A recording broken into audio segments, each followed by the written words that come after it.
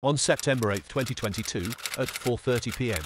local time in London, Cabinet Secretary Simon Case called Prime Minister Truss with a line that had been rehearsed countless times, uttering the coded message, "London Bridge is down." On that day at 6:30 p.m., the Union Jack above Buckingham Palace flew at half-mast as a mark of respect, announcing the passing of Queen Elizabeth II after a reign of 70 years. The Queen passed away at the age of 96. To put into perspective the length of her reign, Queen Victoria, one of Britain's greatest monarchs, ruled for 63 years. When Queen Elizabeth II ascended to the throne, the Prime Minister was Winston Churchill, born in 1874. At the time of her passing, the Prime Minister was Truss, born in 1975. Throughout her life, Queen Elizabeth II witnessed the rise and fall of 15 British Prime Ministers. In the hearts of the British people, Queen Elizabeth II is perceived as a benevolent grandmother. As early as the 1960s, plans for the funeral arrangements of Queen Elizabeth II, known as Operation London Bridge, were already established. Despite the Queen being in her 40s at the time, rehearsals for her eventual passing took place every year. The name of the bridge served as a code for royal funerals, becoming a long-standing tradition in the British monarchy. In early September 2021, confidential documents related to Operation London Bridge were leaked by an insider to a US political website, which promptly made the contents public worldwide. While the UK government had been preparing for the Queen's passing, it was an open secret. Occasionally, media outlets would emerge with so-called confidential information, but these were typically reference versions based on the funerals of previous monarchs or other royal members. However, the leaked document from the political website differed. It detailed arrangements for the Queen's funeral 10 days after her death, including specific funeral details and government actions. As a bonus, it included what was referred to as the Springtide Operation, a confidential file outlining the coronation arrangements for Prince Charles, who now goes by the title Charles III. Camilla, the third person in Prince Charles's marriage to Princess Diana, has also become the Queen. Today, we will follow the thread of the Queen's life to discuss the tumultuous tales of the British royal family. If this is your first time tuning into our channel, the primary focus here is to provide critical perspectives on historical or societal controversial events, offering insightful descriptions and commentary. If you're interested, please consider subscribing to our channel and turning on the notification bell. Let's get started. On the rainy night of April 21, 1926, Elizabeth Alexandra Mary was born in her grandparents' home in London. At that time, no one could anticipate that the throne would become her lifelong responsibility.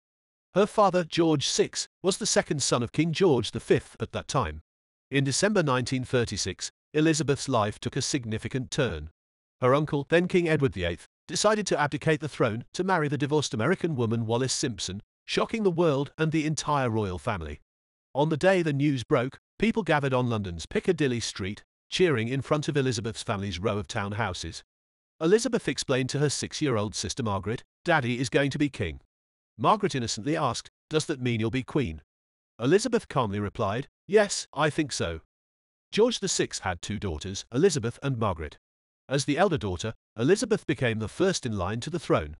Under her mother's guidance, Elizabeth knew from a young age how a poised and elegant heir should behave. Her mother told her that the back of a noble lady should never lean against the chair, a test of one's sitting posture that Elizabeth could maintain for hours. Her mother also reminded her to avoid mockery, not to show off, to speak in a soft and gentle voice, and never to shout or whine, as it would lead to a loss of trust and affection. George VI once said that in Elizabeth, he saw the shadow of Queen Victoria. He had a premonition that a great monarch was being born, stating that we don't necessarily need a boy to be king. Elizabeth can do even better. In 1939, the 13-year-old Princess Elizabeth, still in her royal status, met and fell in love with Prince Philip of Greece and Denmark at the Dartmouth Naval College, where they were both studying. At that time, Elizabeth was 13 years old and Prince Philip was 18. After 8 years of correspondence, Princess Elizabeth and Prince Philip got married on November 20, 1947.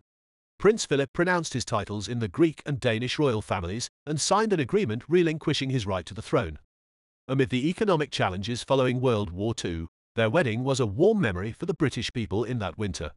In the early years of their marriage, Philip and Elizabeth enjoyed a calm and happy life, welcoming their first son Charles and daughter, Princess Anne, shortly thereafter. However, on February 6, 1952, a phone call woke up Prime Minister Churchill from his sleep, delivering the sad news that King George VI had passed away. Princess Elizabeth, who was on a visit to Africa at the time, inherited the throne. From that day on, the 25-year-old Elizabeth Alexandra Mary adopted a new title, Elizabeth II. On June 2, 1953, Elizabeth II held her coronation ceremony at Westminster Abbey, the first such event to be televised live in British history. The name Elizabeth comes from Hebrew, meaning God's promise, and indeed, Elizabeth II proved to be a promise in God's name, dedicating her entire life to Britain. Taking her abdicating uncle, King Edward VIII, as a negative example, Elizabeth firmly believed that abdication was highly irresponsible and a disgrace to the monarchy, as it is an extremely rare occurrence according to the rules of royal succession in the UK. Over the subsequent 70 years, Elizabeth II fulfilled her vow, becoming the most stable symbol of the royal family. In 1939, the Blitzkrieg swept through Poland, marking the outbreak of World War II in Europe. The smoke of war hung heavily in the air. In 1940, German forces began bombing mainland Britain.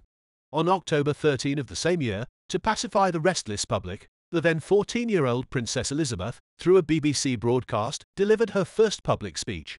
She expressed sorrow for the millions in the country who had to leave their homes, separated from their families. Elizabeth and her younger sister Margaret were also deeply saddened, understanding the significance of being away from loved ones and empathizing with those adjusting to new environments. In 1945, at the age of 19, Elizabeth convinced her father, George VI, to allow her direct involvement in war efforts. She joined the Women's Auxiliary Territorial Service, ATS, and became the only female member of the British royal family to serve in World War II. Winston Churchill was the first Prime Minister during Elizabeth's reign. At that time, Churchill was almost 80 years old, and in Churchill's eyes, she was still a child. However, in a letter to his wife Clementine, Churchill described Elizabeth as having a self-possessed and reflective demeanour that was surprising for someone so young. In 1952, when Elizabeth ascended to the throne, Britain bid farewell to the British Empire in a damp and windy atmosphere. Despite defeating Nazi Germany in World War II, the cost was the entire empire. Elizabeth faced a post-war era of economic decline, shortages of resources, the gradual disintegration of the empire, and the challenges of the tense Cold War between the United States and the Soviet Union. In the early 1950s, the British Empire covered 30 million square kilometers, but by then, the land area of the United Kingdom had shrunk to less than 250,000 square kilometers. Nevertheless, compared to the rise and fall of other major empires in history, Britain's departure from the empire was considered a relatively dignified process. Elizabeth tried to maintain the relationship between the UK and its former colonies through the Commonwealth. Until her death, she remained the reigning monarch and head of state for 15 countries, including the UK, Canada, Australia, and New Zealand, within the Commonwealth established in 1926. As of now, there are over 50 member countries, including India and Singapore. To many, Queen Elizabeth, as a constitutional monarch, may appear as a symbolic figurehead with limited political power and influence. Some might question the impact of a monarch without substantial political authority. However, this perspective is only partially correct. Queen Elizabeth II indeed lacks significant political power, but she remains one of the most influential figures in modern Britain and the world. For countries like Canada, New Zealand, and Australia, the rotating prime ministers of the UK may be seen as mere leaders of friendly nations, welcomed with either enthusiasm or indifference. However, the enduring Queen is more than that. She is a grandmotherly figure, a living link to history, a symbol of royal glory, and someone distinct from politicians, radiating warmth. To promote stability and unity among Commonwealth nations, Queen Elizabeth II embarked on extensive state visits starting in 1953. Throughout her life, she conducted over 300 overseas visits, traveling to more than 110 countries and territories. She holds the record for the most foreign visits by any British monarch. In 1986, Queen Elizabeth II visited China, becoming the first and to date, the only British monarch to do so. During this visit, she presented a letter that was delayed by 400 years. In 1602, Queen Elizabeth I of England wrote to the Chinese Emperor Wanli, expressing a desire for trade between the two nations. Unfortunately, the letter never reached its destination. However, with the remarkable progress in postal services over the centuries, the invitation from China to visit was safely delivered. At the end of the visit, Queen Elizabeth II specifically handed a copy of the 400-year-old letter to the then Chinese President Li Shanian as a commemoration. In May 2011, Queen Elizabeth and Prince Philip were invited to visit Ireland, becoming the first British monarch to do so in a century. Many saw this visit as a gamble, considering the historical pain between the UK and Ireland. Since the 12th century, Ireland has endured wars, religious conflicts, and political divisions since the first English invasion. During the visit, Queen Elizabeth delivered a speech at a state banquet in Ireland, expressing sympathy and apologies to those who sacrificed for Ireland's independence. She said, "If time could be turned back, we wish we could rewrite history." The applause was thunderous, and the next day, the Irish Times commented that Queen Elizabeth had become a heroine through her efforts. A significant portion of the island still pledged allegiance to her, and she symbolized mutual care and common interests between two independent yet closely connected nations. Compared to other British leaders, she has fulfilled her duties consistently over the years. Her Majesty's reign witnessed 15 British prime ministers, from contemporaries like Margaret Thatcher to younger figures like Blair, Brown, Cameron, May, Johnson and Truss. Upon their election, most British prime ministers make it their first task to visit the Queen and receive their formal appointment. The Queen's character leans towards conservatism and caution, seldom expressing political views in public. During routine meetings with British prime ministers, she usually chooses to patiently listen, only offering advice when sought. Her only publicly known political stance is her commitment to the unity of territories under her rule. In her personal life, the Queen is disciplined, going to bed promptly at 11 p.m. and waking up at 7:30 a.m. every day, even during overseas visits. In terms of fashion, she maintains a composed style, typically wearing a colourful coat, a hat matching the coat, a pearl necklace, a gem brooch, a Lorna London handbag, and a pair of black chunky-heeled leather shoes. The colours of her coats are vibrant, earning her the nickname Rainbow Queen. In 1957, Queen Elizabeth II delivered her first Christmas speech via television, marking the beginning of a tradition that continued for over half a century. As a queen who ascended to power at the age of 25 and remained on the throne for 70 years, she may seem to have led an extraordinary life to most people. However, she is also considered one of the most burdened queens we have witnessed, as her entire life was spent cleaning up after other members of the royal family who liked to stir up trouble. On April 9, 2021, Prince Philip passed away at the age of 99. On the eve of his funeral, the royal family released a photo taken in 2003, showing the Queen and Prince Philip sitting on the grass, smiling into the camera like an immortal couple. The sudden loss of her husband aged the Queen considerably, and even after everyone left the funeral, she remained seated in mourning, dressed in black. The coffin of Prince Philip had a farewell card handwritten by the Queen, saying, "I love you, your Lilibet." Lilibet was the Queen's nickname, and this gesture demonstrated the enduring love between the couple. Despite the surface appearance of a fairy tale romance, their marriage was not as perfect as it seemed.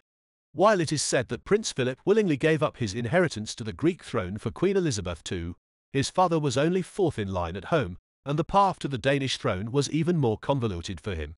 Differences in their ranks became more apparent when dealing with formalities. For instance, Prince Philip had to wait in the dining room before the Queen arrived, and if he were late, he had to make a formal apology. He couldn't finish dinner or leave the table before the Queen, according to royal protocol. However, their most significant disagreement was about their children's surnames. According to royal rules, Prince Philip and the Queen's children could not inherit their father's surname. This caused tension, but to mend their relationship, the Queen, against strong royal opposition, created the joint surname Mountbatten-Windsor for their descendants. In 1953, during Elizabeth II's coronation ceremony, Prince Philip was the first to kneel before her. After kneeling, he said, "I, Philip, Duke of Edinburgh, do become your liege man of life and limb, and of earthly worship, and faith and truth I will bear unto you to live and die against all manner of folks. So help me God." Whether he fulfilled this commitment depends on how one defines respect and loyalty. According to reports from British media, behind the Queen's extraordinarily long marriage is a similarly extensive list of Prince Philip's mistresses. From dancers to aristocrats, Prince Philip had at least 30 mistresses. One of the most famous among them was Penny Knatchbull. Penny was the only daughter of wealthy tycoon Reginald Nadest Wood, and though not a noble, her family was affluent. Prince Philip and Penny first met in 1975 when he was 55, and she was a 22-year-old graduate student at the London Business School. Despite the significant age difference, there seemed to be no shortage of topics between them, ranging from academia to leisure. Whether due to Prince Philip's openness or audacity, British media often captured photos of the two on dates. In October 1979, Penny married Norton Knatchbull, Viscount Knatchbull, and entered royal circles. However, even after marriage, her relationship with Prince Philip remained close. Their profound friendship over more than 20 years raised eyebrows within the royal family. Despite their claims that it was a platonic love, their close relationship could not be ignored. On the Queen's side, she chose to turn a blind eye, with her spokesperson denying any rift in 1957, saying there were no cracks. In 1992, at the age of 71, Prince Philip defended himself by stating, "Have you ever thought that for the last 40 years, I have never moved anywhere without a bodyguard accompanying me? How could I have had an opportunity to do that?" Whether Prince Philip actually had extramarital affairs remains unknown, as the media has never captured any explicit photos. However, one thing is certain, Queen Elizabeth II was well aware that she had to serve the royal family her entire life, including her marriage. She had to swallow her pride, because maintaining the dignity of the monarchy was her responsibility. Despite her personal struggles, compared to other members of the royal family, Prince Philip was relatively less troublesome for the Queen. He remained her pillar of strength and a source of support throughout her reign. In 1952, the sudden death of King George VI left Princess Elizabeth and her mother in deep grief. While Elizabeth was still mourning, she hastily moved with Prince Philip to Buckingham Palace to prepare for her accession. On the other hand, Princess Margaret and her mother were sent to Clarence House. During Princess Margaret's vulnerable moments, a man entered her life, soothing her pain but also becoming the source of tragedy in the latter part of her life. This man was Peter Townsend, a military officer 16 years older than Princess Margaret, and more significantly, a married man with 2 children. Their affair, taking place in the conservative 1950s, faced strong opposition from both the royal family and the church.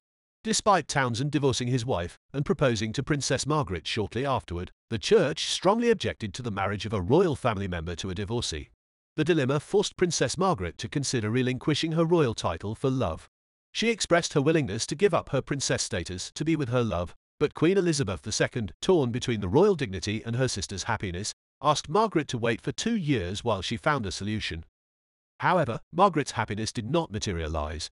On October 31, 1955, Margaret released a statement announcing her decision to part ways with Townsend, citing her duty to the church and the nation. This highly publicized and tragic love affair came to an end. Subsequently, Princess Margaret remained melancholic and later hastily married the philandering photographer Anthony Armstrong Jones at the age of 30. Despite quickly having 2 children, Margaret was not happy. From 1967 onwards, reports of Margaret's extramarital affairs surfaced frequently, involving figures ranging from her daughter's godfather to a relative of the Prime Minister. In 1976, a scandalous photo of Margaret in a revealing swimsuit with a boyfriend more than 10 years her junior at the beach infuriated her husband and the British political scene. In 1978, Margaret divorced her husband. Starting from 1992, Margaret's affairs, coupled with long-term alcohol and smoking habits, took a toll on her health. While Margaret's independent behavior caused turmoil within the royal family, it was just the beginning of the troubles for Queen Elizabeth II. Queen Elizabeth II had 4 children, Charles and Andrew, and Edward. However, 3 of her children faced significant issues in 1992. Prince Charles and Princess Diana's strained marriage became public after Diana's candid interview with Andrew Morton. Prince Charles's leaked phone conversation with his lover, Camilla, also surfaced, leading to the scandal known as Camillagate. In December 1992, Charles and Diana officially separated. Princess Anne divorced Mark Phillips, her husband of 16 years, and hastily married Timothy Lawrence within 8 months. In the same year, Sarah, Duchess of York, Prince Andrew's wife, was photographed in compromising positions with her lover John Bryan during a vacation. The scandal led to Sarah and Andrew's separation in November 1992. Queen Elizabeth II referred to 1992 as her annus horribilis, a year filled with family crises. Little did she know that more significant challenges lay ahead. On August 31, 1997, Princess Diana, who had already divorced Prince Charles, died in a car accident in Paris while on a date with her wealthy boyfriend, Dodi. Dodi and driver Henry Paul died at the scene, while Diana, critically injured, was rushed to the hospital. Unfortunately, due to severe chest bleeding, resuscitation efforts failed, and she passed away at the age of 36. The UK police quickly released a report stating that the accident was purely accidental, caused by the driver, Paul, who was speeding under the influence of alcohol. This led to ongoing debates about whether Diana's death was accidental or part of a royal conspiracy. At the time of the incident, Queen Elizabeth II was at Balmoral Castle in Aberdeenshire. Much to the surprise of the mourning public, it was discovered that the Queen remained in seclusion. Speculations arose, suggesting it might be due to years of frustration with the relationships between her son Charles, Diana, and Camilla. Alternatively, it could be a reaction to Diana exposing the unfavorable side of the royal family, or because Diana was no longer a princess. Regardless of the reasons, the Queen refused to publicly mourn Diana's death and even declined to return to London. The Queen's absence triggered strong public discontent, with criticism directed at the royal family. The traditional royal distance from the public, emphasizing solitude and dignity, faced challenges with the advent of the Internet era and the rise of equality sentiments. Princess Diana, in contrast, was known for her approachability, warmly embracing the public during her visits, advocating for AIDS-afflicted children, and campaigning for the global anti-landmine movement. Many believed that this was the way the royal family should behave. After Diana's death, accusations against other royal family members grew louder, marking one of the most turbulent political crises in the Queen's life. Eventually, the Queen reluctantly succumbed to public opinion. On September 5, she returned to London, appeared in the mourning crowd at Buckingham Palace, and through a televised broadcast expressed regret for Diana's passing. This was likely the Queen's most emotionally charged concession to public sentiment. In subsequent public engagements, the Queen gradually changed her approach to interacting with the public. The Queen's secretary, Martin Francis, noted that the Queen learned a lot from Diana, especially regarding how to engage with the public in a new era. In 2002, Queen Elizabeth II celebrated her Golden Jubilee, marking 50 years on the throne. 1 million people gathered in front of Buckingham Palace and surrounding parks to participate in the celebration. However, in the same year, the Queen's sister, the tumultuous Princess Margaret, passed away at the age of 71, just a month before their mother, the Queen Mother, died peacefully in her sleep at the age of 101 on March 30, 2002. In early July 2019, the infamous American sex offender and wealthy financier Jeffrey Epstein was arrested and imprisoned. Just a month later, Epstein was found dead in his jail cell, causing a widespread uproar. Prior to Epstein's arrest, in early 2015, a Virginia woman accused Prince Andrew of the United Kingdom of engaging in sexual relations with her 3 times. She claimed that, at the age of 17 in 2001, Epstein arranged for her to meet Prince Andrew in London, New York, and the Caribbean. She even shared a photo taken in London showing her in a close pose with Prince Andrew. Epstein's associate, the infamous socialite Ghislaine Maxwell, smiled on the side. The Buckingham Palace flatly denied these accusations. In November 2019, Prince Andrew, in an interview with the BBC, denied ever meeting Virginia, stating that the photos were doctored and he was not acquainted with Epstein's victim. In August 2021, Virginia filed a lawsuit against Prince Andrew in a U.S. court. Although the case ultimately ended in a settlement between the parties, in January 2022, the 61-year-old Prince Andrew was expelled from the royal family by the Queen. His military rank and status as a royal patron were also stripped. On January 8, 2020, Queen Elizabeth's grandson, Prince Harry, and his wife Meghan Markle officially announced their departure from the British royal family, joining the ranks of senior members who relocated to the United States as a family. In March 2021, during an Oprah Winfrey interview, Prince Harry and Meghan Markle exposed serious racial discrimination within the royal family, sparking a media frenzy. The 95-year-old Queen continued to grapple with family issues, revealing her exhaustion. In February 2020, Queen Elizabeth tested positive for COVID-19, but with mild symptoms and careful nursing, she quickly recovered. On March 29, the Queen attended an event in London commemorating Prince Philip.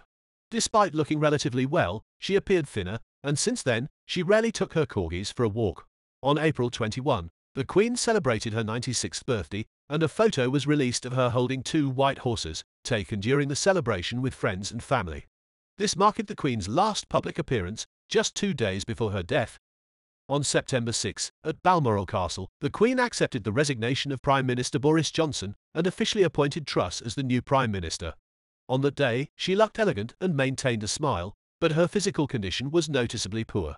There were significant bruises on the back of her hand, likely from intravenous treatments. Her walking was also somewhat unsteady. On the afternoon of September 8, at 4:30 p.m., at Balmoral Castle, the Queen passed away. Following her death, mourning flags were lowered in various places, and the next day, churches, chapels, and cathedrals in England tolled their bells in tribute. John Chappell, the royal beekeeper, promptly notified the bees of the Queen's passing, adhering to a centuries-old British royal tradition. In British culture, bees are considered messengers of God. If beekeepers fail to share significant events like weddings, deaths, or other important occasions with the bees, they may become upset and stop producing honey, leave the hive, or even die. Upon learning of the Queen's death, John Chapel attached black ribbons to each royal beehive and gently tapped the side of the hives, saying, "The Queen has left this world, but please do not leave. The new master will treat you kindly." On September 19, 2022, Queen Elizabeth II of the United Kingdom held a state funeral at Westminster Abbey. In the closing moments of the funeral, a previously undisclosed ceremony appeared, the symbolic breaking of a staff. Former Royal Minister Lord Parker approached the Queen's coffin and, in front of the assembled crowd, snapped a slender white staff in two. The broken staff was then placed on the Queen's coffin, symbolizing the end of the era of Elizabeth II. After the ceremony, the Queen's coffin, under the solemn escort of the procession, was placed in a hearse heading towards its final resting place, Windsor Castle in the western suburbs of London. Thousands of people gathered along the funeral procession route for a final salute to the Queen. Now, the Queen rests alongside her husband, Prince Philip, in the royal vault at St. George's Chapel, Windsor Castle. Some say that the Queen's passing not only marks the end of an era, but also signals the tolling of the final bell for the monarchy. The love the British people had for Elizabeth II is evident from the front-page headlines of major media outlets. Regardless of their usual inclination to criticize the government and Prime Minister, these media outlets, which often stir up trouble, have all become restrained in the presence of the beloved grandmother. The general sentiment towards this affectionate matriarch is overwhelmingly positive. One example of a deviation from the norm was The Sun, known for its rebellious tone. Briefly adopting a contrarian stance, it released a previously undisclosed family video from 1933 showing a 7-year-old Elizabeth performing a Nazi salute with her uncle, King Edward VIII. However, this attempt failed to create a significant stir, and most Britons dismissed it. The Sun's attempt to spark controversy was largely ignored by the British public. Some internet users even commented that if they were the Queen, they would permanently ban the Sun's owner, Murdoch, from entering the country. Others remarked that the Sun had once again crossed a line, prompting the newspaper to swiftly change its tone. 2 months later, the Sun congratulated Queen Elizabeth II for breaking her great-great-grandmother Queen Victoria's record for the longest reign. According to Ipsos Mori, a reputable market research company, over the years, support for the British royal family has consistently remained around 70%. In 2012, during Queen Elizabeth II's Diamond Jubilee celebrating 60 years on the throne, the support reached a peak, with over 80% of Britons wishing to maintain the monarchy rather than switch to a republic. It's not just support for the royal family, it's support for Elizabeth II. On September 22, Australia observed a new one-time public holiday known as the National Day of Mourning for Her Majesty the Queen. On this day, some Australians took to the streets to strongly advocate for the abolition of the monarchy. Protests erupted in Australia's capital city, with thousands of people marching, chanting, and at times causing chaos. Some individuals even burned the Australian flag in the streets. Canadian Governor-General David Hurley had previously stated that if the Queen were to pass away, Canada would sever ties with the Commonwealth of Nations. In November 2021, the Caribbean island nation of Barbados officially declared itself a republic. Sandra Mason, the former Governor-General, assumed the role of the country's first president, replacing Queen Elizabeth II as the new head of state. It's worth noting that Barbados exited the Commonwealth of Nations, not the Commonwealth realm. These two terms, although similar sounding, represent entirely different concepts. The Commonwealth realm currently consists of only 15 countries that still recognize the British monarch as their head of state, while the Commonwealth is a loosely organized international alliance of former British colonies and protectorates. In simple terms, the Commonwealth realm comprises countries that maintain the British monarch as their national sovereign, while the Commonwealth includes nations that were once under British rule. Barbados exited the Commonwealth realm but remains within the Commonwealth, perhaps to preserve some semblance of dignity for the fading empire. The existence of the Commonwealth essentially acts as a final fig leaf covering the shame of imperialistic endeavours. Throughout her life, Queen Elizabeth II ensured the preservation of this fig leaf. Now, with her passing, the position of Charles III in the hearts of the people is far from the adoration enjoyed by his beloved mother. The power game has lost its cards, and the future of the Commonwealth is increasingly uncertain. Not only that, but internal crises in the United Kingdom have been simmering for quite some time. The full name of the UK is the United Kingdom of Great Britain and Northern Ireland. Looking at the map of the UK, it consists of England, Wales, Scotland, and Northern Ireland. Due to historical reasons, the call for Scottish independence has never ceased for over 300 years. In September 2014, Scotland held an independence referendum. In the days leading up to the referendum, Queen Elizabeth II urged the Scottish people to carefully consider their future. The result of the referendum was 55% against independence and 45% in favour. Scotland remained part of the UK. As the monarch of the British Isles, the Queen had been the peaceful unifying link between England, Scotland and Wales. Now, with the kingdom in turmoil, a second Scottish independence referendum looms on the horizon. Whether it's the external Commonwealth or the internal situation in Scotland, the Queen's passing has brought about more uncertainty. Plans to address the demise of the Queen are known as Operation London Bridge, allegedly derived from the sombre folk song. All Britons understand the significance of the collapse of London Bridge for them. In a documentary series called The Crown, the Queen once joked with reporters, saying that the crown is indeed heavy. She advised not to bow one's head, as the crown would fall. Though seemingly a jest, it accurately summarizes the Queen's life. In 1977, during the Silver Jubilee celebrations marking her 25th year on the throne, the Queen recalled the pledge she made 30 years earlier during her visit to South Africa. She said, at the age of 21, "I pledged my life to the service of our people. I prayed to God to help me fulfill this vow. Though I made this pledge when I was young and lacked judgment, I do not regret it, nor would I retract any part of it." Now we can say that the Queen has upheld this pledge. That's all for today. If you want to continue supporting this channel, remember to like, comment, subscribe, and click the notification bell to ensure you don't miss any episodes. Lastly, if being radical is the new norm and objectivity is considered heretical, perhaps we should be radically objective. Until next time, stay curious and stay unconventional.